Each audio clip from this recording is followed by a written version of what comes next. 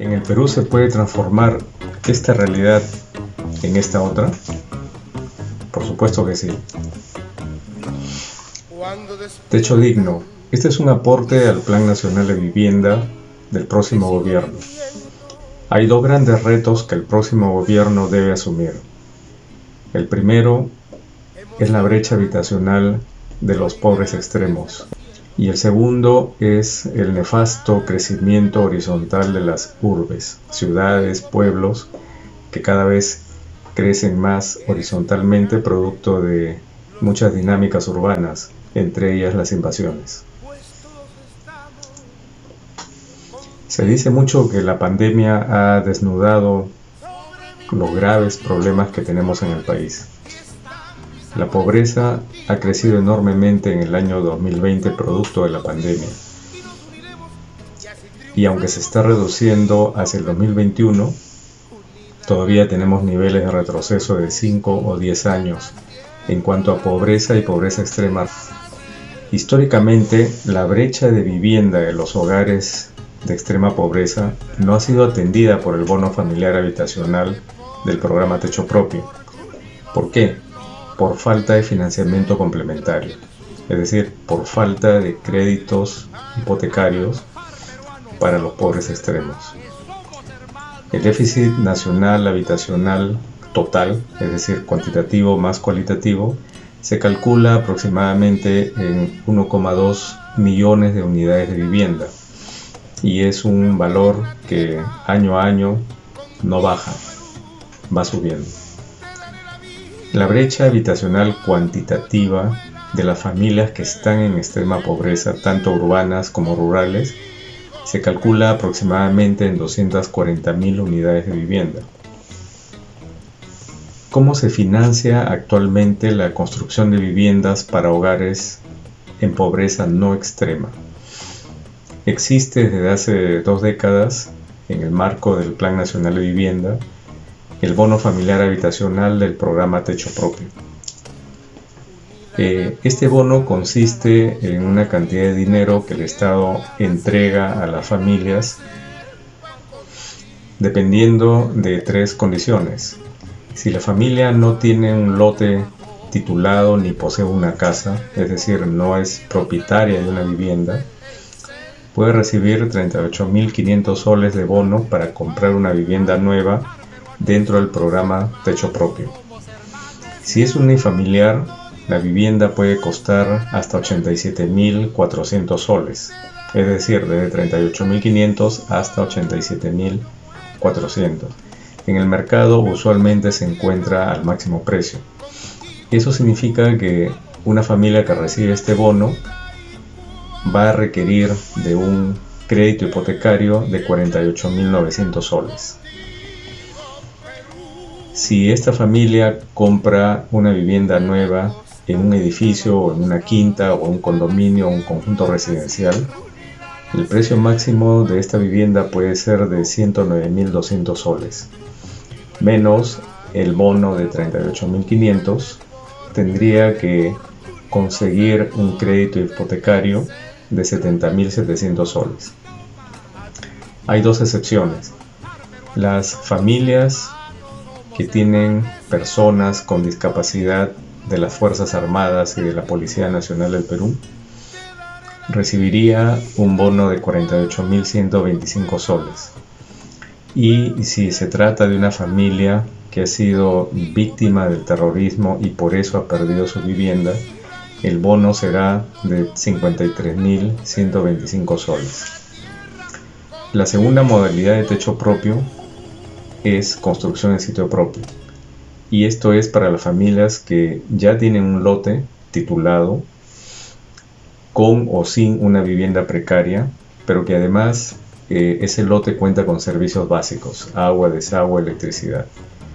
En ese caso, el Estado le otorga un bono familiar habitacional de 26.400 soles para que pueda construir una vivienda en ese lote.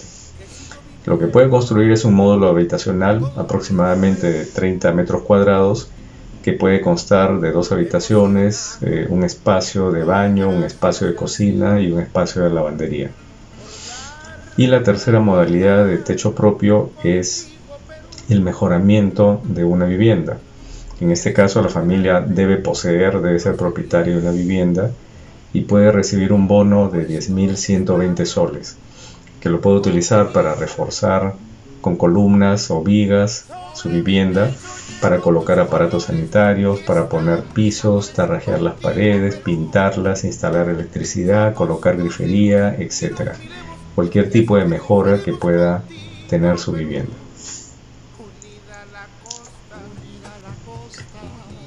¿Cuántos bonos familiares habitacionales otorga anualmente el Fondo Mi Vivienda? En este gráfico vemos que la curva desde el año 2013 fue incrementándose, luego bajó hasta el año 2018 y en el 2019 tuvo un repunte con más de 55.000 bonos entregados. De ellos, un poco más de 10.000 fueron expresamente para comprar vivienda nueva, es decir, la primera modalidad. Casi 45.000 bonos familiares habitacionales fueron entregados en la modalidad de construcción en sitio propio y 322 bonos fueron entregados para mejoramiento de vivienda. En el año 2020, sin duda, producto de la pandemia, bajó un poco la entrega de los bonos. Sin embargo, esto se proyecta de modo constante en los próximos años.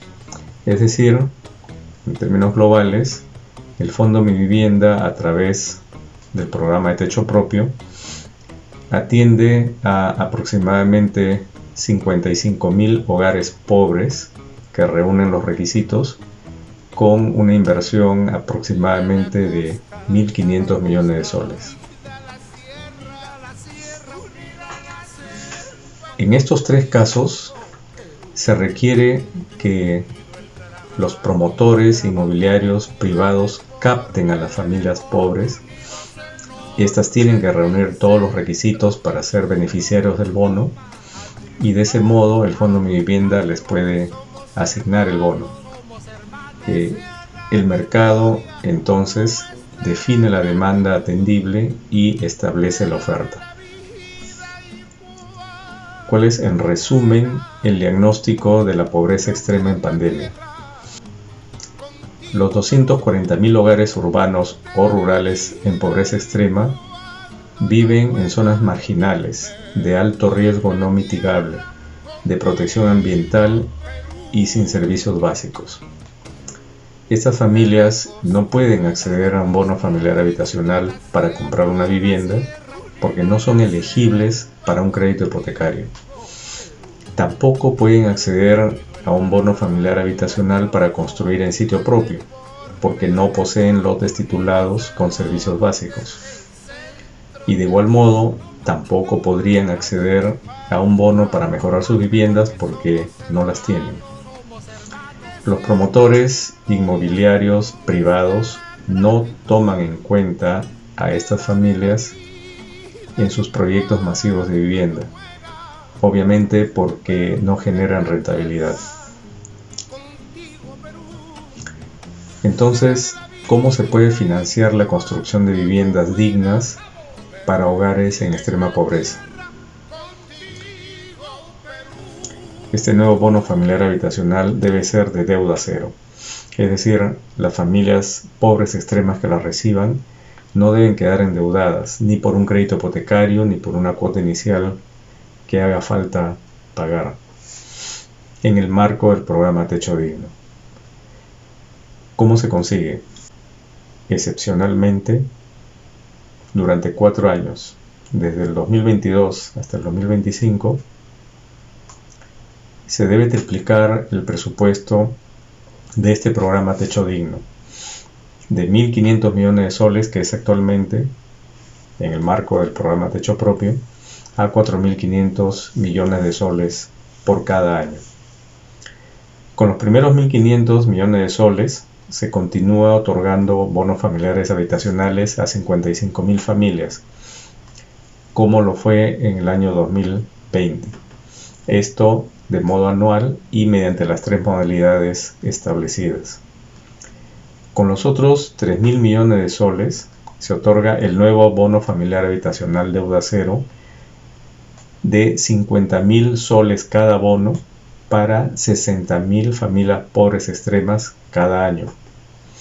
60.000 familias pobres extremas por año. En 4 años son 240.000 familias pobres extremas a ser atendidas por este bono.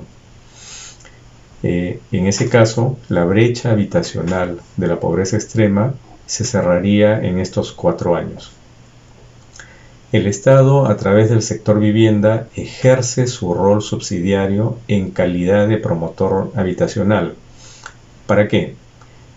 En principio, para captar a las 240.000 familias pobres extremas mediante el sistema de focalización de hogares, el SIDFO, para beneficiarlas con el bono.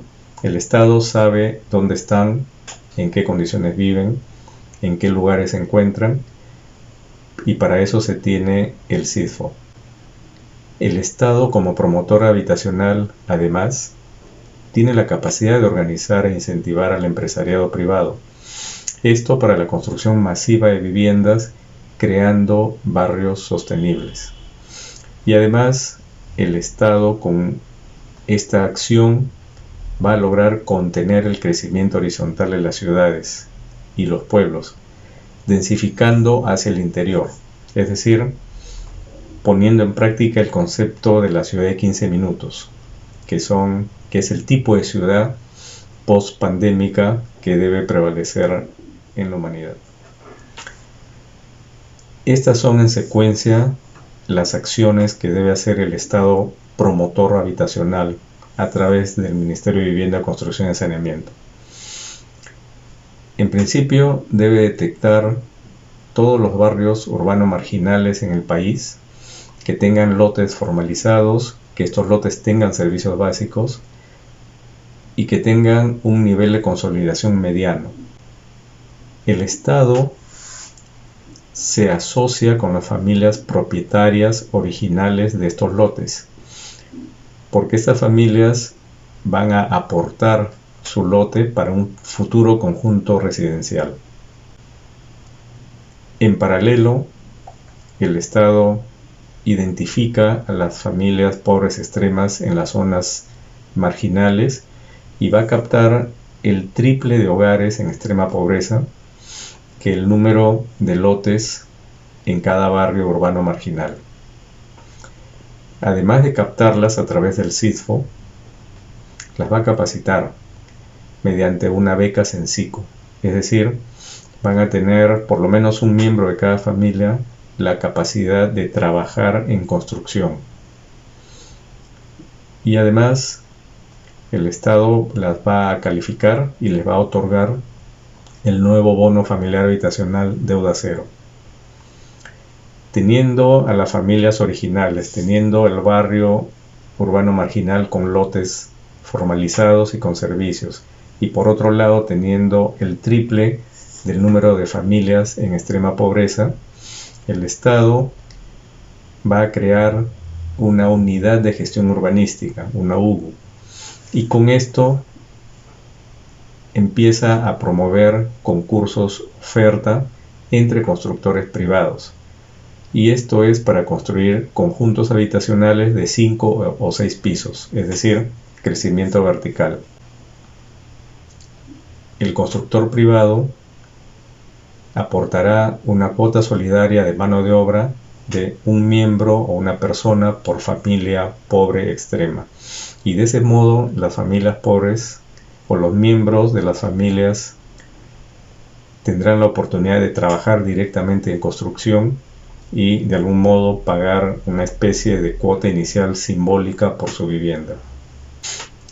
Este nuevo bono familiar habitacional deuda cero va a financiar el 100% del techo digno para los hogares pobres extremos y para las familias originarias. La oferta habitacional en estos conjuntos de 5 o 6 pisos se va a distribuir de este modo: 20% para las familias originarias, que van a tener cada uno su vivienda; 60% para las familias pobres extremas, es decir, 3 veces el número de familias originales; y un 20% para libre oferta, para que los constructores privados puedan vender estos departamentos a través de créditos Mi Vivienda o créditos hipotecarios convencionales.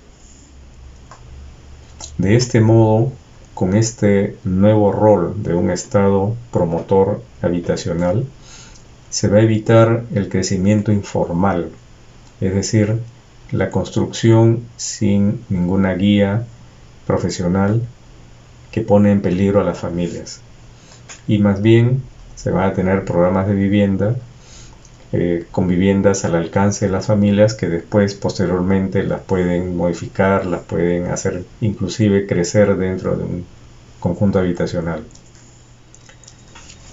Pero además hay un beneficio colateral con una nueva política de vivienda, y es la sinergia que hace este bono familiar habitacional deuda cero en el desarrollo de las ciudades y los barrios. Sabemos, haciendo un diagnóstico territorial, que las ciudades nacen en un núcleo central, en un centro, y a partir de ahí se empiezan a expandir hacia las periferias. Y usualmente en las periferias llegan a cruzarse con zonas de riesgo no mitigables, donde las familias, por falta de espacio, terminan por asentarse. Esto es un ciclo repetitivo. A partir del centro, poco a poco la ciudad se va expandiendo hacia las periferias, primero formando un cinturón de barrios urbanos marginales que con el tiempo se van semi-consolidando, titulando, teniendo agua, desagüe, electricidad.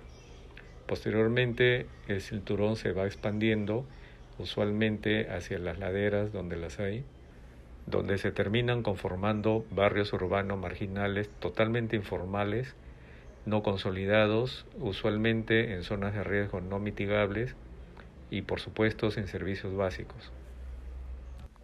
Este es el estado crítico en que nos cogió la pandemia del COVID-19 y es por esa razón que el próximo Plan Nacional de Vivienda debe reducir a cero el déficit habitacional urbano rural, debe reubicar el 100% de los asentamientos humanos localizados en zonas de alto riesgo, debe reducir al mínimo los barrios urbanos marginales, así como reducir al mínimo el crecimiento horizontal de las ciudades. También minimizar la contaminación ambiental y la producción de gases de efecto invernadero, así como reducir al mínimo el traslado intra e interurbano de personas, alimentos, bienes, etc., que genera caos vehicular, demoras y estrés.